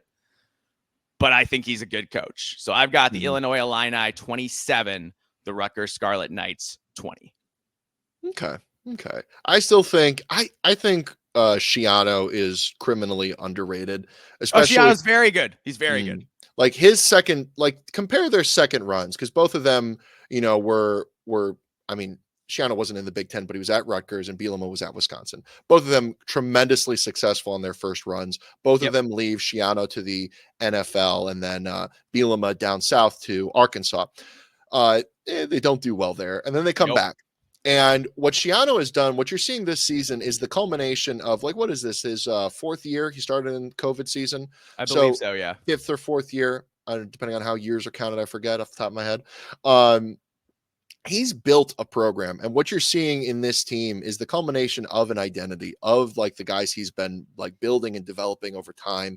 Meanwhile, Brett Bielema, I don't know. I just feel like he came in, he had a hot shot defensive coordinator with a bunch of good players left over from Lovie Smith, who did not get necessarily a fair shake at the end of either of his coaching tenures, Bears or Illinois.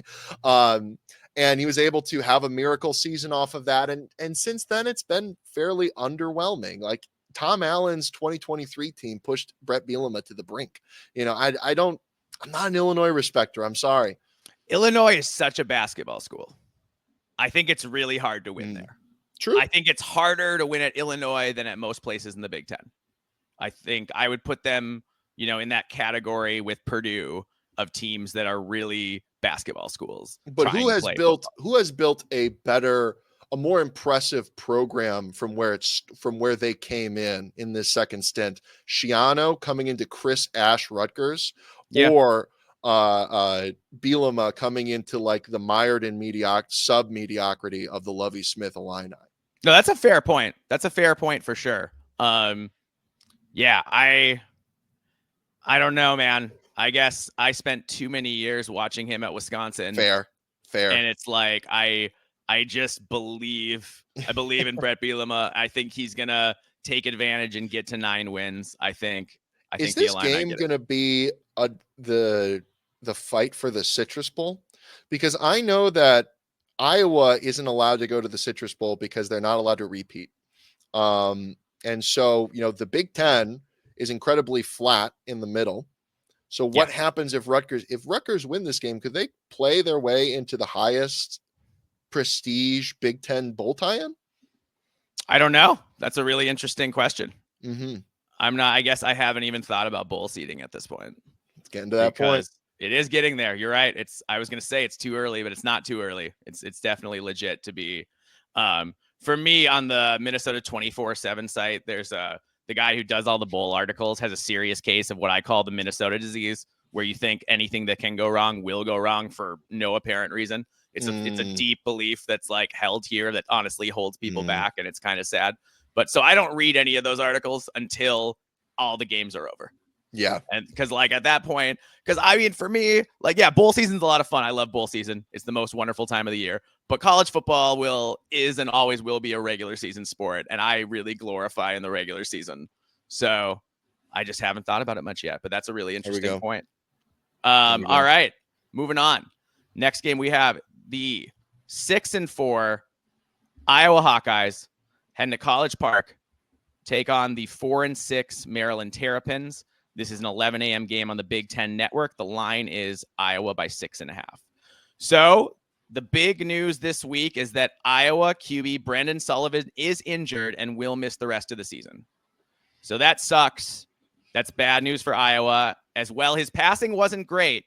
His mobility added a different dimension to the offense. I initially assumed, as most did, that Iowa would go back to former starting QB Cade McNamara. However, Kirk Ferentz made an offhand comment in a presser this week that said, if we are playing tomorrow, Jackson would probably be starting. Jackson Stratton. So I'm not sure if that's really happening or if Kirk Ferentz just said that to make Maryland head coach Mike Locksley prepare for 2 quarterbacks.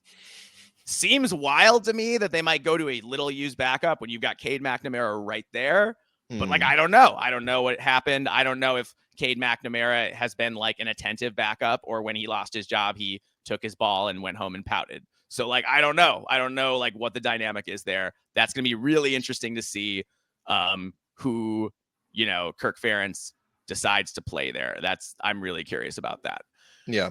That said, it doesn't really matter who plays QB for Iowa in the sense that they aren't going to throw the ball very much. And the QB's main job is to turn around and hand the ball to superstar running back Caleb Johnson.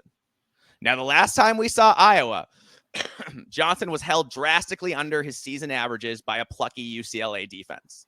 The Bruins held Johnson to just 2.7 yards per rush, and their success against him was the main reason they pulled out a narrow victory over the Hawkeyes. That said, for the season, Johnson is still averaging over 7 yards per rush with 20 touchdowns. For Iowa's offense to be effective, they have to run the ball with Caleb Johnson, period. He's the best running back they've had since Sean Green, in my opinion. He is one of the best running backs in the country. I would have him right behind Ashton Jesse in that next tier of running backs. So that's interesting. Now, that said, Maryland's secondary is terrible. But as bad as their secondary is, and it's bad, they are respectable 30th in the country in rushing defense at just over 115 rushing yards allowed per game. That's pretty good. And if Maryland's going to have a chance, they will have to limit Caleb Johnson's success on the ground. Now, for Maryland, Ty Felton is a fantastic receiver with over 1,000 yards on the season. He's great. Caden Prather is a very good second banana with nearly 600 yards receiving on the year. The problem is that the offensive line has been terrible, and the run game has been more bad than good, although they had some success running the ball in the last game against Rutgers. In fact, Maryland should have run the ball more in that game, and I don't know why they didn't, except for that Mike Locksley, like Lincoln Riley, has a certain way of doing things, and he's pretty stubborn about ever changing that for any reason. So I don't think the Terps will be able to run the ball against Iowa, but I do expect them to generate explosive plays in the passing game because this Iowa secondary is not as good as they usually are. So my 2 questions are, how many explosive plays can Maryland generate, and how much will they turn it over in the process? I think this game's going to be pretty close for a while, as Maryland's strengths line up pretty well with Iowa's weaknesses. But ultimately, I think Maryland's going to wear down defensively, and Caleb Johnson's going to have a field day. So Iowa gets back on track, I think, with a win against a struggling Maryland squad. I've got the Iowa Hawkeyes 28, the Maryland Terrapins 17. Ryan, what do you think about this one? So I think Iowa is the 5th best team in the Big Ten. If it weren't for the fact that they have the 2nd worst quarterback situation in the Big Ten behind Michigan, maybe even worse than Michigan at this point. Because I think without Brandon Sullivan, I think it's worse. Yeah, I think they would pay a lot of money to steal Davis Warren right now. So they're it's bizarre because they are. It wouldn't be the first time they overpaid for a bad Michigan quarterback. Yeah. All right. Well, sorry, go on. A healthy Cade McNamara was such a good fit for that program, and for that to just he's never been healthy. Yeah, to be fair, he's never really been healthy. Cade McNamara was a good quarterback at Michigan. He just hasn't been at Iowa. Fair. But for me, you said it really well. Maryland has a sneaky good front 7. The guys up front, King Basote, and then in the back end with like Ruben Hippolyte and all those other guys, they're pretty darn solid. And they gave IU some headaches early in that game. Their secondary is bad. They were another team that playing against IU walked away really injured. we injured Ty Felton, we injured Caden Prather, we injured Dante Trader, and they like one of their best secondary players. So they're going to be they've been vulnerable all year, but I wonder where they're at this point in the season. I think they're punchy. I think they're plucky. I just can't trust Iowa right now. I know Caleb Johnson is absolutely phenomenal. one of the sneaky parts about Maryland has been how good silly Billy Edwards is. Yeah, he's good at quarterback. He's been good. legitimately good. I didn't even think he was going to win the quarterback battle, and he's been good, just straight up, even behind that terrible offensive line. And the thing about Maryland is they probably have, like, as a whole, the 5th best offensive skill players in the conference. Like, if you count wide receivers. Maryland always has talented speed at the skill positions. They don't always have much else, but they always have talented speed at the skill positions. Long wide receivers. Roman Hemby is a really underrated Big Ten running back. Yeah. And Silly Billy can distribute the ball really well, and he's also mobile. So for me, I think that's the edge, just because you have a good quarterback with good weapons and a punchy team going up against a team that has just, like, completely cratered from the most important position outward. And so to me, I think that this is going to be another field goal fest, but I think this is going to be one where simply Maryland can get into better field goal position for most of the game. I think Maryland wins this 23-19. Interesting. I love having you on the show because John and I usually agree on stuff too much. So this is great. I just don't think Maryland's good enough up front, full stop. Fair. Period. And I think, I just don't think, I think Iowa's going to wear them down. I feel like I've seen this movie before. And also, when Kirk Ferentz really needs a win, he generally gets a win. And he really needs a win here. He does. Like they were supposed to be a college football playoff contender. They have a generational running back, and they are 6-4. Yep. So this is a team that should have been knocking on the door of going like 10-2. So this has been one of the more disappointing. Kirk Ferentz tends to overachieve when you think he's going to be bad and underachieve when you think he's going to be great. And this year is another one of those years where we thought Iowa was going to be great and he's underachieved. Is it time? Last thing, real quick. Is it time to start asking questions about Mike Locksley as a head coach? Okay. Yes, it's been time. He went 8-5 last year, but that was with a generational QB in Lia Tagovailoa and a veteran O-line, and he only managed 8 wins. So if that's the ceiling under Locksley, I feel like it's time for Maryland to move on. If you have a generational quarterback for your program, and he is generational, no matter what you think of him, he has, like, Lia Tagovailoa has the records for all-time career. Obviously, it's like COVID years, but career Big Ten completions, yardage, all of that. He's the record holder, and he's probably going to remain the record holder until we, like, recount the books and not count COVID years or something like that. Right. For him to do that, and, like, the highest honor that they achieved during that time was Mike Locksley getting covered in Duke's Mayo. That's an indictment. That's an indictment of the program that he built around him. This was the year that you needed Lia Tagovailoa still on this team, because this is a team that is the most complete Maryland team that we've seen. Maybe last year's defense was a hair better. I don't know. I think the juice is gone. I think that you look at what's happening at Maryland, the fans have not bought into Locksley at any point during this tenure. At any point, and Mike Locksley in this tenure is a perfect cautionary tale to all those, bottom half Big Ten teams who feel incredibly put upon and just and catch themselves saying things like, we just need a couple years where we just make a bunch of bowls and then everything will get better. It doesn't happen. Look at what's happening at Maryland. College Park is a ghost town. The Big Ten money gun is too big, is too strong for you to put up with what's going on right now under the Locksley regime. It's time to cut bait. It's time to steal JMU's new coach or something like that. Kenny Chesney. Go hire Kenny Chesney. Bring him in. Have him play a different tune and just get competent in football again. Yeah, I'm totally with you. All right, moving right along. We've got the 9-1, number 4 ranked Penn State Nittany Lions coming to Dinkytown to take on the 6-4 Minnesota Golden Gophers. This is a 2:30 p.m. game on CBS. Cue the horns. The line. Nice. Well done. Yeah, I like that. Good work, Ryan. And the line is Penn State by 12.5. So it's all right there for Penn State. The Nittany Lions finish up with Maryland. I'm chalking that up as a win right now. They likely cannot make the conference title game, but at number 4 in the current playoff committee rankings, the Nittany Lions could host a home playoff game, which is the litmus test a lot of Penn State fans set going into this year. Can Penn State not only make the playoff, but host a home playoff game.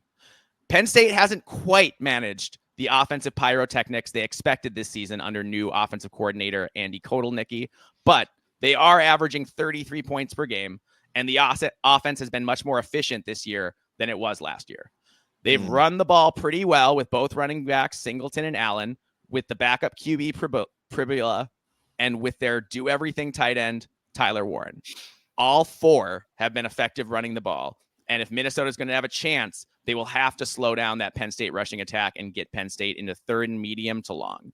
The Gophers are not going to win this game if Penn State is constantly in second and third and short. So, like, I'm just saying that right away. That's the number one key in this game.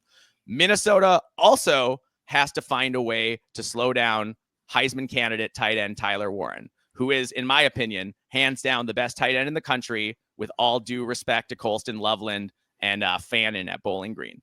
The guy is one of the most versatile college football players I've ever seen. I love the way Andy Kotelnicki finds a million different ways to get him touches in that offense, at quarterback, at center, at whatever. It's a masterclass. Where I saw Corey Heatherman, Minnesota's defensive coordinator, said this week that Penn State has shown 20 different personnel groupings on a regular basis. 20. So, where both teams are impressive is scoring defense.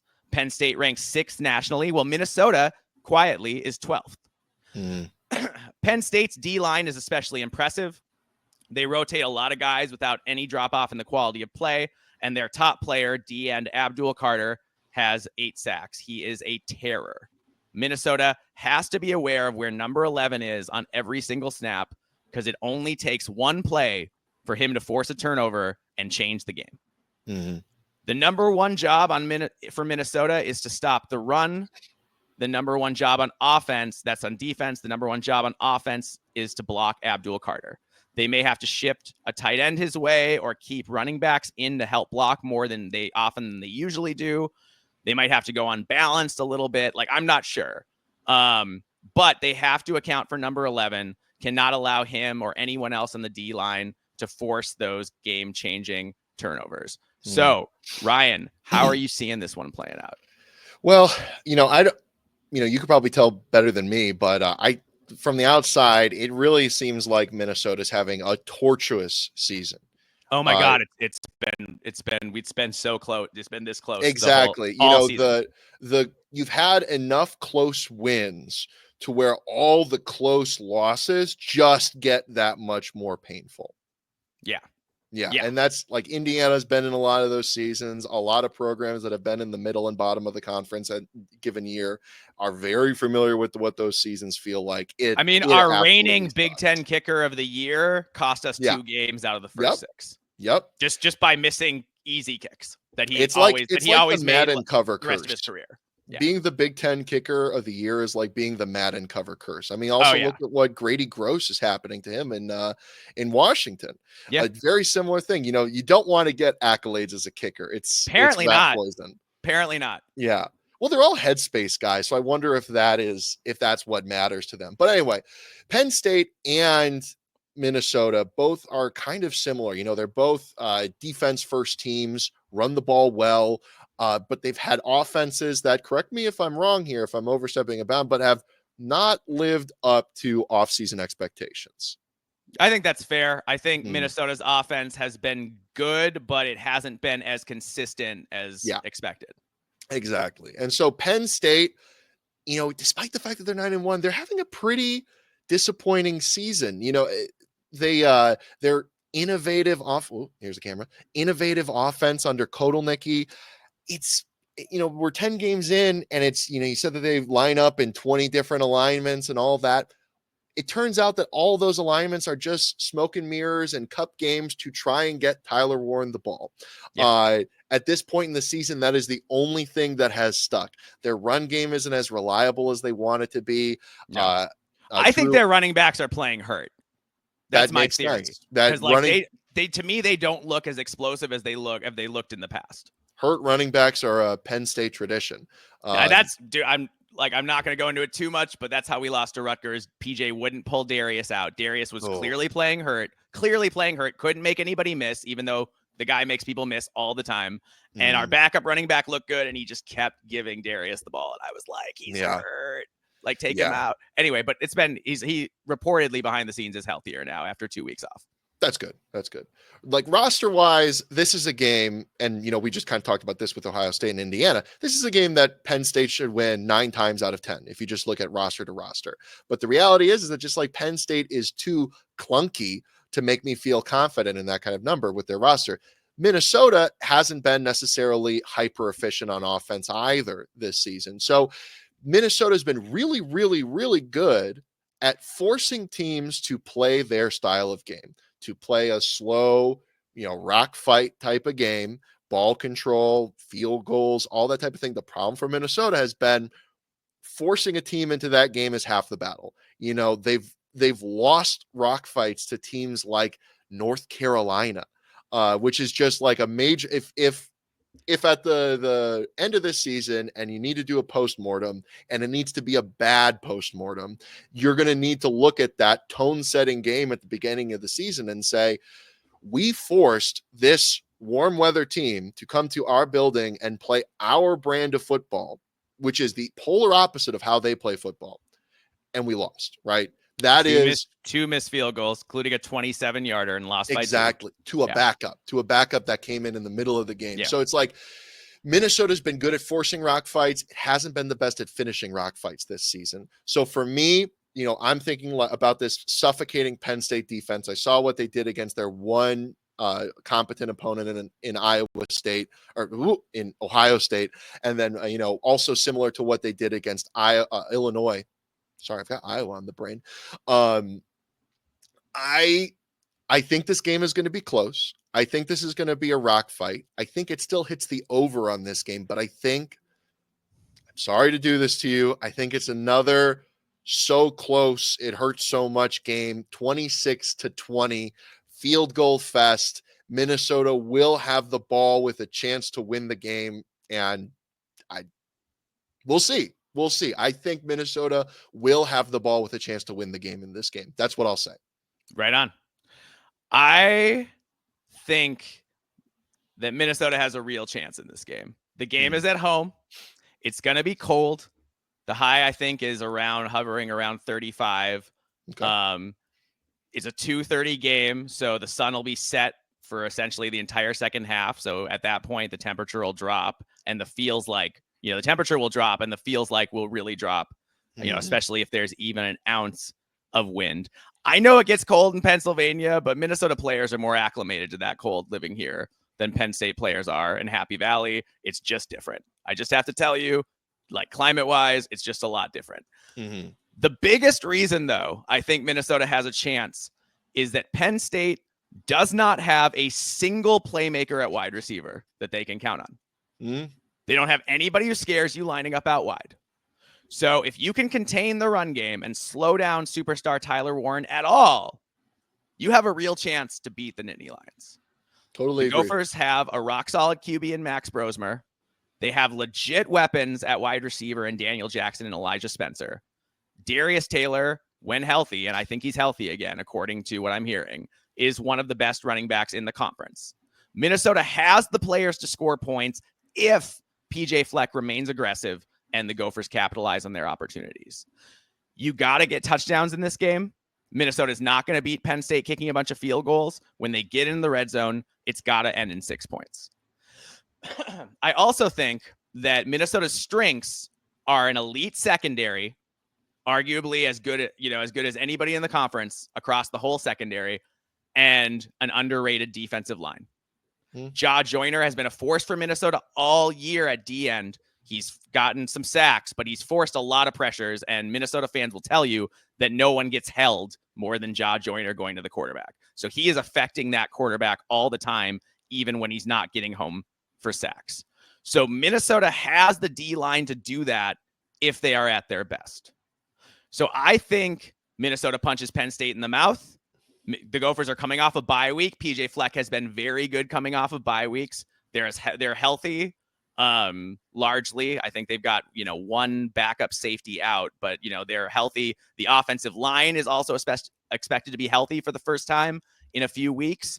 as Tyler Cooper is expected to return to that lineup, which I think is a big deal because you're going to have Minnesota's 5 best linemen out there, especially, in the middle of the season, they elevated redshirt freshman Phillip Daniels to right tackle, which has allowed Quinn Carroll to move inside to guard, which is his more natural position. I think he, in the next game after he moved to guard, he got the highest Pro Football Focus grade of any guard in the country.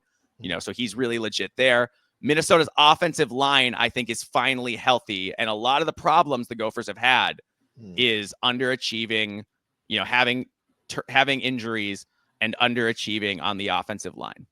So I think the Gophers score first in this one. And I think there's a good chance Minnesota leads at the half. That said, this one is going to come down to turnovers, explosive plays, and red zone scoring percentages. Well, Minnesota is very good at forcing turnovers. Penn State is the most formidable combination of offense and defense that the Gophers have seen all year. I am hoping for the upset. I think Minnesota has like a 45% chance of pulling this upset. But go ahead. No, I don't disagree. Well, sorry, finish your thought. Oh, yeah. I am picking Penn State to win this game. Really? Based on the fact that Warren is probably the best player on either team. And I am afraid that Abdul Carter, when Minnesota has the ball with a chance to win the game, which I think you're right, I think they will. I've got them down 6 with a chance to win the game. I think Abdul Carter is going to know that they're passing, and he's going to get home and force get a big sack or strip the ball, force a turnover. And that's how Minnesota loses a really painful game. That said, this is a crazy coaching matchup because PJ Fleck and James Franklin are very close friends, actually, off the field. PJ Fleck says James Franklin is as close a friend as he has in coaching. So they have a real relationship there. And they also are very similar in that they're great program builders who are high energy, big positivity guys, recruit pretty well. The difference, and also they both make weird in-game coaching decisions sometimes. Get that out of my sport. I want coaches who lie about respecting each other. Get this friendship stuff out of here. I know. PJ, that's kind of PJ's shtick, though, is that he likes everybody. And he's like, especially Schiano. Yeah, he likes Schiano. If anything, he's too deferential to Schiano, in my opinion. It sort of irritates me. But yeah, so that's what I think. I think I got Penn State 23, Minnesota 17. But don't be surprised if the Gophers win the turnover battle. I think they pull the upset. I have a question for you. Yeah. So you're going to learn about the Tom Allen hug box. All right. This is going to be a frustrating game because, Tom Allen defenses, they're real like bend don't break type of defenses, and then they'll just like steal possessions on you, not even from turnovers, but just like, oh, that's a 3 and out. Between these two offenses and these two defenses, let's say over under 6 3 and outs in this game. How many do you think? Over. Yeah. You think it's double digit 3 and outs or like 10? I think it's going to be cold. I think the defenses are going to both play well. Yeah, I think there's going to be a lot of passing the ball back and forth between each other, a lot of punting. Yeah. I don't exactly know who has the punting edge in this one. That could be a huge factor. Our punter can't flip the field very well. He's a really good directional punter. He's very good if he's like around midfield, getting it inside the 10. Like that's his wheelhouse. But like if we need him to flip the field, he's not that guy. I could be wrong. I think Penn State has a good punter, a guy who can flip the field. I'd be shocked if they didn't. Yeah. So I think you guys are going to learn how to love each other. I think Tom Allen with a blue chip talent is a terrifying thought, and I think that he's done really, really well this year. I know there were some he's done great. There were some learning curves early in the year. That sleepy game against Bowling Green was a big time black eye, but you look what his defenses did against Ohio State. Like the defense was the only side of the ball that did anything against Ohio State. At one point for most of the game, it was outscoring the offense. So. And Harold Fannin is one of the 3 best tight ends in the country for Bowling Green. So, I actually don't even hold it against Penn State that much that they couldn't contain him. But That said, I do think that points out that, well, Penn State is amazing on the defensive line and up front. Like, their secondary is gettable. Their secondary is gettable. It is. It's going to be interesting. Like I said, I think we both arrive at that same point. It's going to come down to the ball in Brosmer's hands at the end of the game. What happens? Yeah. And I think both of us, with our picks, are saying, unfortunately, you're just asking too much in that point for Minnesota, what they look like this year versus what Penn State looks like this year. But we could see if we get proven wrong. Yeah, what I will say before we move on from this game quick, it's interesting to me how cocky Penn State fans are about this game. It's almost like they've forgotten that over the last 25 years, Minnesota and Penn State are 6-6. And 2 of those Minnesota losses came in overtime. Mm-hmm. And one of those losses came on a phantom pass interference call where we literally didn't touch the receiver. Mm-hmm. Since PJ Fleck took over, it's a 1-1. Mm-hmm. So, and the home team has won both games. Yeah. I mean, so it's going to be exciting. So all the Penn State fans who think it's going to be easy, I don't think it's going to be that easy.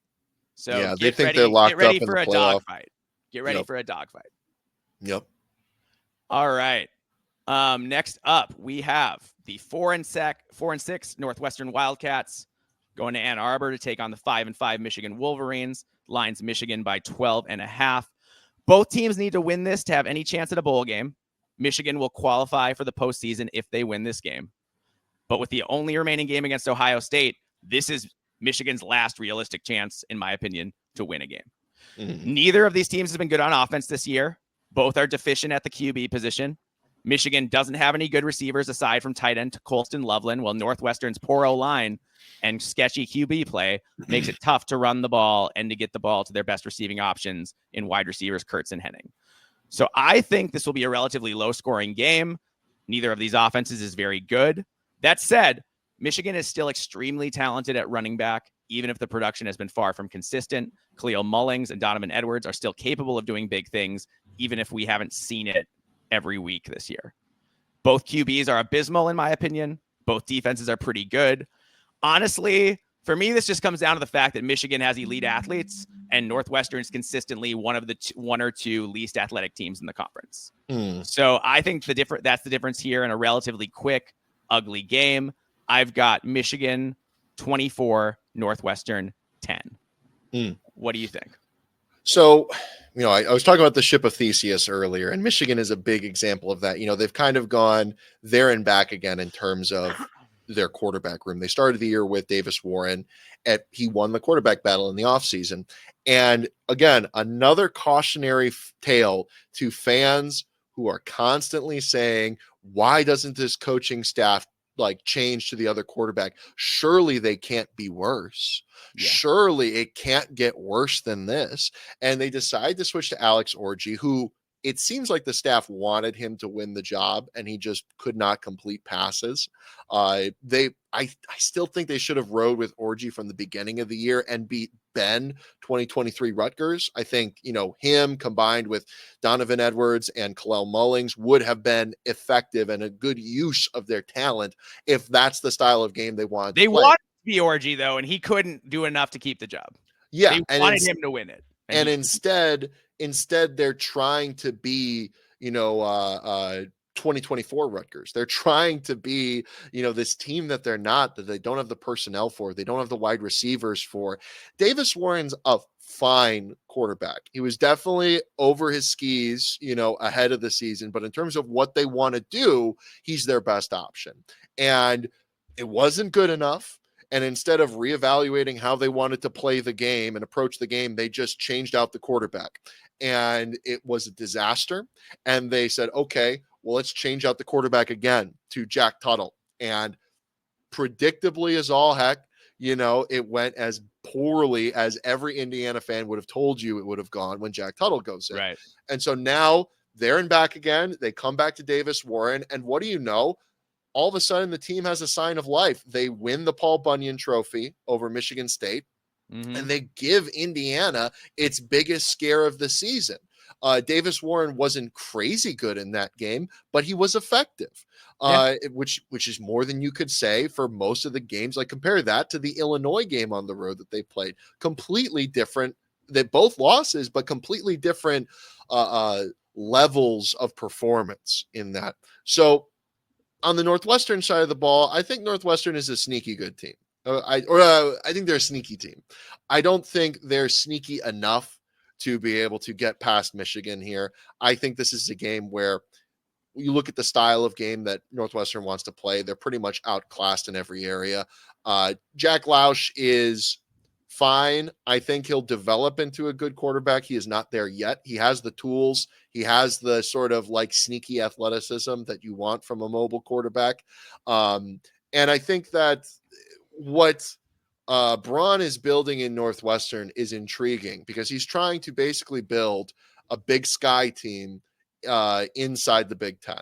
And I think given a year or two, we'll see that come to fruition. We got a sneak peek last season, but now we're starting to see the bones get put in place for what he really wants to build. And Jack Lausch is a part of that. And it seems like off the field, Jack Lausch is a good character guy too. So that's important. But this game is not about character. This game is about violence. This game is about strength. This game is about speed, and Michigan has oodles of it, and Northwestern does not. I think that this is going to be the type of game that even though Michigan is not an effective offense, they just find a way to add up points on the margin, and this is not close. This is 34-13 Michigan. Interesting. Right on. All right, moving on to the next game. We have the 5-5 Wisconsin Badgers heading to Lincoln to take on the 5-5 Nebraska Cornhuskers. This is a 2:30 p.m. game on the Big Ten Network. The line is Nebraska by 2.5. Ryan, I have dubbed this game the Disappointment Bowl. That's because Nebraska and Wisconsin were both widely lauded by the college football media when they hired their respective coaches, Matt Rule and Luke Fickell. Both Rule and Fickell were expected to come in and compete at a high level right away. That was particularly true of Fickell, but there was a lot of hype that Rule would also have a dominant squad by year 2. Rule went just 5-7 last year, and Nebraska missed a bowl for, I want to say, the 8th straight year. Fickell at Wisconsin went just 7-6 in year 1. The previous coach, Paul Chryst, was fired mid-season at 2-2 after he had won 9 games the previous year. So both Nebraska and especially Wisconsin have underachieved, and both went for big identity changes. Wisconsin's offense went from ground and pound to air raid, a shocking departure, which hasn't worked as they recently fired offensive coordinator Phil Longo. But on D, they did a similarly large overhaul and went from a 3-4 to a 4-3 defense. The results on both sides of the ball fell off a cliff.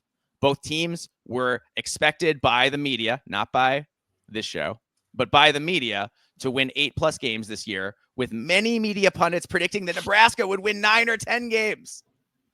But here we are in late November, and neither team has secured bowl eligibility yet. Both squads stand at 5-5. Both head coaches recently fired their underachieving offensive coordinators. Both defenses are playing well, pretty well, giving up just 20 points per game. Rule jettisoned Marcus Satterfield and immediately replaced him with analyst and former West Virginia and Houston head coach Dana Holgorsen. Fickell fired Phil Longo, but hasn't made a replacement hire yet. Fickell got very defensive in his subsequent press conference and wouldn't tell the press who's going to be calling the plays. So that was weird. One of these teams will for sure make the postseason. The other will go into a tough rivalry game, needing a win just to go bowling. The pressure on both coaches and both teams is immense. So Ryan, how do you see this one playing out? Yeah, I like the Disappointment Bowl. You could also do the Rock Bottom Bowl. You could do the Dead Cat Bounce Invitational. You know, that's kind of what they're competing for here, a dead cat bounce. These two teams are so tremendously disappointing, but so predictably disappointing. Kind of like you said, where Luke Fickell really had the juice coming in last season. And one of the most competitive hires of the post Big Ten media deal. Really impressive move by Wisconsin, really not satisfied with their lot in life. And for it to flame out, in the way that it is currently going, is bizarre. I think everybody, when Matt Rule took over, knew that there was a lot of rot in the floorboards that he had to rip up. Yeah. And there was a lot of structural things that Rule was going to have to tinker with. And Wisconsin was certainly mired in a level of mediocrity, but not the toxic mediocrity of Paul Chryst never won fewer than 9 games ever. Let me say this. Paul Chryst was allegedly on the short list for Indiana's head coaching hires, and it was a difficult task trying to mentally prep myself to be okay with that. Okay. Paul Chryst is not his father's, right? He is not Brett Bielema. He is not Barry Alvarez. Okay. No. He's the lesser product of greater men. Sorry, I'm speaking too unfondly of Paul Chryst, but that's fair. They needed to make a move. But he was doing a lot better than they're doing now. Yeah, and Luke Fickell was the right move. I'll stand by that. And they are right to make that kind of competitive hire and use the Big Ten money gun for that purpose. But what's happened here at Wisconsin is bizarre. For them to get 2 big-time quarterback transfers in the offseason and lose both of them, at least for points of the season and for most of the season, is such a level of misfortune that the only team that you can think of that might have it worse is the team across from them, Nebraska.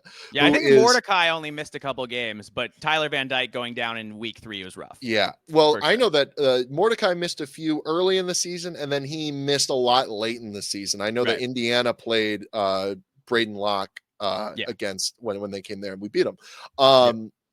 Yeah, Braden Locke is not the guy. I think when you look at the offensive coordinator firings, one of them is completely deserved, and one of them is an indictment of the head coach. The one that's completely deserved is Satterfield. There was very clear that he did not have an offensive identity for this team. It was very clear that and the most important thing, play calling, blah, blah, blah, game management, I think all that's fake. What is real is preparation. What is real is execution. And when you see guys consistently not looking good, consistently looking dysfunctional, that is a Tuesday through Thursday problem. And that is what the offensive coordinator is paid to do.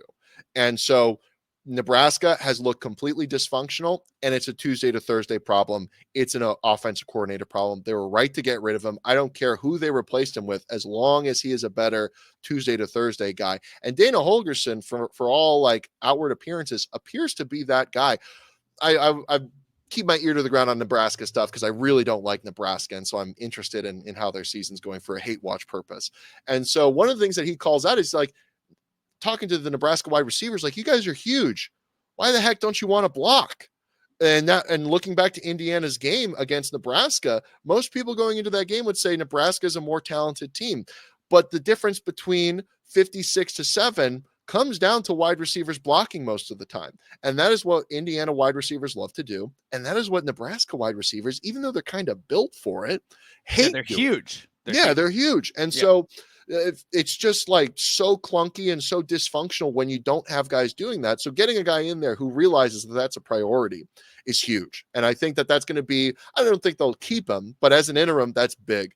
On the Wisconsin side, Phil Longo, it's a lot of it's, like I said, put upon him by the injuries that they sustain and the fact that, like you said, they're going through a major transition. There were going to be bumps along the way. For Phil Longo to get fired at this point in this season is a sign that Wisconsin hasn't hit rock bottom yet this year. It feels like a panic move to me. Yeah. It feels like this is the rug getting pulled. Whereas Nebraska, I think at this point, they've hit rock bottom. And it's a question of, is Nebraska getting up yet? Which I think they are. I think Wisconsin's still about to hit rock bottom. I think Nebraska's getting up. Give me Nebraska in this game. Okay, Give me them 27-16. I think that one of the reasons why Scott Satterfield deserved to get fired was because you look at that offensive talent, you look at Dylan Raiola and what he is able to do, you look at that offensive line that they have, the running backs that they have, the wide receivers that they have, and the way that were so poorly utilized, so poorly prepared. This team should be better. And I think you saw signs of the start of that against USC. They still didn't produce, but they were looking better. The eye test was showing you something. I think against this in turmoil Wisconsin team, you see the dead cat bounce. You see the change. I think on the other side of the ball, it didn't seem like a coaching problem. It seemed like a personnel problem and a lack of personnel problem. And some of that is because the personnel didn't fit the scheme. But regardless, changing the coach, in my opinion, is not going to change that. All right. Love this. Okay. So for Wisconsin, QB Braden Locke has been pretty bad, completing just 55% of his passes, 6.5 yards per attempt, 9 TDs, and 9 picks. Yikes. The good news is that running back Tawi Walker has been effective since he took over for Ches Malusi midseason. Walker's averaging nearly 5 yards per carry, has 10 TDs. He's not a truly elite back, but he's good enough to get the job done. And that's good because Wisconsin's wide receivers, like their QB, have underachieved this year. Vinny Anthony's been okay, but returning expected number 1 receiver, Will Pauling, has not been that effective this year for whatever reason. On the flip side, Cornhuskers QB Dylan Raiola has put up decent yardage with just over 2,100 yards passing, but he's got 10 picks to go with just 11 TDs. So the ratio isn't very good there either. Raiola is completing 65% of his passes, though, so that's pretty okay. I'm going to push back real quick and say Marcus Satterfield was always a bad hire. Is it Marcus Satterfield? I thought it was Scott Satterfield. Scott Satterfield, that's what I meant. Or is it Marcus? Isn't Mark? There's too many Satterfields going around college. We'll say Satterfield. Yeah, I'm not sure if I said it wrong. One of us did. Anyway, it doesn't matter. Satterfield. He had not had much success to point to make you think it was going to work out here. Phil Longo had a lot of success. And I just think that running the air raid in Madison was always a flawed idea. And Fickell is moving off of him now, and it feels like a desperation move because he spent 2 years recruiting to that identity. And now he's going to go back reportedly to a more run-heavy approach, which will probably work better and has worked better this year since they went to a more run-heavy approach. But that said, it's not great when you fire guys often enough that suddenly you're changing what you're recruiting for. And then you recruited certain guys who don't fit. And it's all like a self-perpetuating bad process when you have a bad hire or a hire that doesn't work out. So I do feel like Fickell is throwing Longo under the bus. I don't think Longo ever really had a good chance to succeed here, especially once Tyler Van Dyke went down with an injury this year. Yeah. So firing him feels like a panic move. It feels to me like Luke Fickell needed a scapegoat. Yeah. That said, Nebraska has some guys that can contribute, but they don't really have a go-to receiver either. And Dylan Raiola is a true Frosh quarterback who has often looked like a true Frosh quarterback, regardless of his, impressive pedigree. I believe this game will come down to turnovers and field position. And that's why I'm worried about Nebraska in this one. I think Nebraska is more likely to turn the ball over throwing it than the Badgers are to turn it over mostly running it. Yeah. So I think that plays in Wisconsin's favor. On top of that, Wisconsin's defense just played its best game of the year against Oregon, holding them to 16 points. It seems like Wisconsin has more momentum on that side of the ball than Nebraska does at this juncture. Finally, Wisconsin has beaten Nebraska like 11 times in a row. That's something the players are aware of. I think it impacts you deep down knowing that whether or not you really expect to win. I think Wisconsin expects to win this game. I think Nebraska hopes to win this game. And I also think Dylan Raiola should not have guaranteed that his team was going to win this game. Dylan Raiola guaranteed they were going to beat Wisconsin. That is a mistake, man. I think that's bulletin board material. I think Wisconsin players have spent all week thinking we're going to go get that cocky, et cetera, et cetera. So I have the Wisconsin Badgers 20, the Nebraska Cornhuskers 17.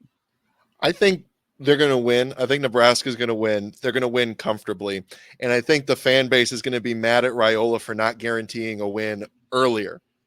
Interesting. That's going to, okay. Well, I'm really, because Nebraska is clearly like, I don't believe in curses. I don't believe in anything like that. But man, they say that Scott Frost said that too. If there was a if there was a team that makes you believe in curses, it's Nebraska, right? If there's a team that makes you believe that there is such a thing as a monkey's paw out there, it's definitely someone in the 90s from Nebraska who got their hands on it. And I just think that when I look at the overall temperature of the program, I don't think that what's going on in Nebraska is like rot setting in. I think it's like a fever is the illness leaving the body in Nebraska right now. They're boiling away the fever. They're boiling away the bad juju. We are watching the bad juju set in Wisconsin. We are watching the fear and self-doubt set in. And you bring up that performance against Oregon. Oregon's played 8 straight games without a bye, going cross country 3 times. Everybody and their mother could see that game coming, including Wisconsin.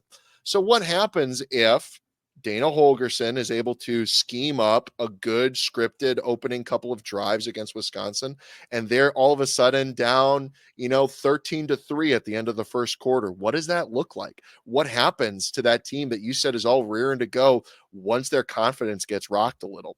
I don't think they're in a position where they're strong enough to handle that blow. Whereas Nebraska has been at the bottom of rock bottom for like 4 straight games at this point. So I think, you think the dark is your ally. Nebraska was born in the dark. They were molded by it, all that. So I think that this is the game. And I hate it because I love that Nebraska has this terrible, terrible streak of bowl eligibility losses and a bowlless streak. And I don't like Nebraska whatsoever. But I just think that this is the game. The monkey gets off the back, and it's against Wisconsin too. We'll see. I think Tawi Walker's gonna have like a 60-yard touchdown in the first quarter, and Nebraska's gonna piss themselves. Maybe. But we'll find out. All right, last up, we have the 5-5 USC Trojans playing the 4-6 UCLA Bruins. This is a 9:30 p.m. game on NBC. The Here Comes Saturday Night game. The line is USC by 4.5.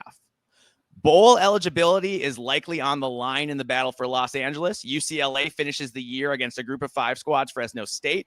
Well, Fresno State is a good group of 5 team. UCLA should be able to win that game. So if UCLA wins, they're likely going bowling. If USC wins, they are going bowling. And USC better lock that bowl spot up this week because they end the year against number 6 Notre Dame. So a bowl bid is likely on the line here for both teams the way I see it. So who's going to win? Both teams are playing a little better now than they were early in the season. UCLA has improved dramatically, while USC has lost more than expected after a hot start to the year. But USC just beat Nebraska last week behind a good defensive effort and new QB Jaden Maeva. Maeva had a lot of big plays, but he also threw a pick 6 and had several turnover-worthy balls that were not caught by Nebraska's slippery-fingered defensive backs. USC has weapons at wide receiver, but star running back Woody Marks is their best offensive player. He starred in the win over Nebraska, in my opinion, should have been featured a lot more throughout the year, as USC's O-line is better at run blocking than they are at pass blocking. But I digress. Both defenses are competitive, but not elite. The advantage USC has is their skill players. The advantage UCLA has is that Ethan Garbers is a lot more proven than Maeva, but both are turnover prone, as Garbers has thrown 14 TDs to 11 interceptions. The Bruins can't really run the ball, and their receivers do not stand out at all. They have a system where they have to scheme guys open because nobody can really beat coverage. So how do you see this one, Ryan? Yeah, this is an interesting one. This is one of those, you talk about how beautiful the sport of college football is. And these are 2 fan bases that I think everybody kind of makes fun of, pokes fun at, because LA is obviously an incredibly competitive sports town, incredibly competitive entertainment market. And so both of these schools, struggle to get top billing in the attendance is poor. In the minds of Angelinos. But this game matters in the midst of 2 fan bases that do not have strong support. This game matters a ton. And so I love that. And in a season where both of them are having subpar seasons objectively, but relatively they're going in very different directions, this game's going to matter a whole heck of a lot. USC has fallen well short of their preseason expectations. Yeah. Obviously, the cocky USC fans think that they were going to win. The realistic USC fans thought that they were going to be competitive. And in reality, they have lost every single coin flip that they've come up against until they played the team that the devil has like stolen their ability to win a coin flip. Right. Right. So, you beat Nebraska in a 1-score game. Okay. Like who hasn't done that? Whereas USC or UCLA, I thought going into this season, they've surprised me so much. I thought that through no fault of their own, just through a fault of how Chip Kelly left them high and dry, how their staff coming in was unimpressive to me, and their schedule was punishing in terms of travel, in terms of where you played teams, who you played, when you played. After their game against Nebraska, that Iowa game was a Friday night game. Yeah. Right. So it's like you think about the travel and the short weeks, terrible stuff. I thought that if they didn't beat Indiana week 3, that they were going to go 1-11 because I thought the team would quit on them by the time Fresno came around. But they haven't quit at all. No. And they've stolen a bunch of games in this season. They nearly stole a game against Minnesota as well. Like this team is good. This team is now playing up to their potential, which they have high potential. You could hunt down our show, the Know Your Foe UCLA. I go do a deep dive on this roster. There is some fun stuff on here, including like a 6'4" safety, former 5-star from Oregon, Brian Addison. Dude is amazing. And they've been finally playing up to their potential these last couple of weeks. So I think that in my mind, it's kind of a no-brainer. I think the wrong team is favored in this game. I think that USC just doesn't have enough going. I know the computer models still love them, and they obviously have a huge collection of talent, but I just think that the mindset of where that team is right now, I think USC is a good team, but they're obviously having a terrible season. UCLA is a good team, and they're having a way better season than expected. I think they come in. I think Ethan Garber shows everybody the flashes of what they showed him last season at the end of the year. I think it's 38-27 Bruins. Interesting. We disagree once again. I really desperately want to pick UCLA here. I do. But I just can't because I think USC has finally realized that they can ride Woody Marks to victory. That said, I think both QBs throw multiple interceptions, and if Ethan Garbers throws fewer picks than Maeva, the Bruins will win this game, I think. So it's going to be close, but I have the USC Trojans 24, the UCLA Bruins 17. So you got to realize there's rosters in college football that are built to beat one team. And obviously the quadrangle of hate in Minnesota, Iowa, Nebraska, and Wisconsin all has teams built to beat each other. Michigan built a team explicitly to beat Ohio State. And then they end up winning a national championship off of it. Ohio State has built a team to beat that Michigan team, right? And all that. The UCLA team is built to beat USC. They're built to beat USC from their edge, from their line of scrimmage talent. I think Toya is a little bit overrated. Everyone talks about him as a true NFL prospect. He's good. Indiana doubled him all game and he just, disappeared. But they have other guys like Oluwafemi Oladejo. I'm trying to remember all the people on the team. Oluwafemi Oladejo is a true athletic freak. Schlesinger has emerged as a really good linebacker option. Kane Madrano is a really good linebacker. He's probably sneakily one of the top 5 middle linebackers or top 5 linebackers in the Big Ten this year. Maybe not top 5, top 6. They have really good secondary pieces, thinking of Kirkwood, thinking of Addison that I spoke about before. On offense, they have a pretty solid stable of wide receivers. I think that their running game, yes, like you said, is not that great. But they have, like, TJ Harden is a pretty good running back. And then their offensive line has had a lot of injury issues to contend with, and they've had to do a lot of reshuffling. But I think they're in a good spot right now. And I think that Ethan Garbers is a vet. Ethan Garbers is experienced, and Ethan Garbers is playing up to his potential, which is what you cannot say about USC. I think this is just simply one team wants it more, one team needs it more, one team feels better about themselves. And I think they're just in a really good spot right now. And also, they want to beat up Danton Lynn. Oh, yeah. Oh yeah, huge revenge game. Revenge game. This has been interesting, Ryan. This has been really fun. Thanks again for joining us. You can find Ryan at Twitter at BTownBucketBoy, and also your podcast is the All For You Pod, the best Indiana podcast around. Thank you so much for joining me. This has been great, and I've never had a podcast where I've disagreed about so many games. So I'm really excited to see who was right and who was wrong. Yeah, that's pretty standard fare on our podcast. One of our off-season episodes got derailed over me and my co-host, one of my co-hosts, Connor, arguing about the pecking order in the ACC. There you go. It got pretty intense. A lot of accusations of you don't know ball were thrown around. Nice. All right. Well, enjoy your football this weekend, everybody. We'll see you next time. Adios.